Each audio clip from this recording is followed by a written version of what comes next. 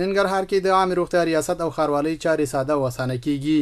د ننګرهار مرسیال والی مولوی سید احمد بنوري سره د چارو اداري پلاوی مشر سید نصرت الله سادات چې پر مهال د دې ولایت د اداري اصلاحات او ملکی خدمتونو رئیس مولوی متي الله تعالی هم حضور درلود، وویل چې د عامه روغتیا ریاست او جلالاباد ښاروالۍ چارې ساده او اسانه کوي.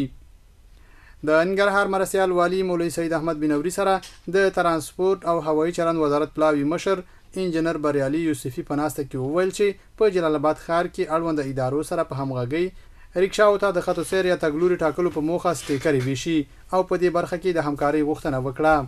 په ننګرهار کې د شوکاني غیر قانوني کیندنې د مخنیوي په موخه د اقداماتو پریکړه وشوه.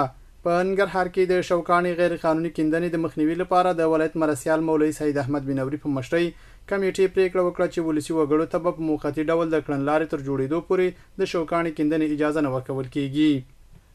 د ننګرهار سری میاشتې اړوند مرستون تر چتر لاندې د ډنمارک سره صلیب په مالي ملاتړ هسکې مینه ولسوالۍ کې یو شبي سرپرسته میرمنو سره د اوزو او د مالدارۍ وسایلو مرسته وشوه. او ننګرهار کې پوستي خدمات چټک شوي.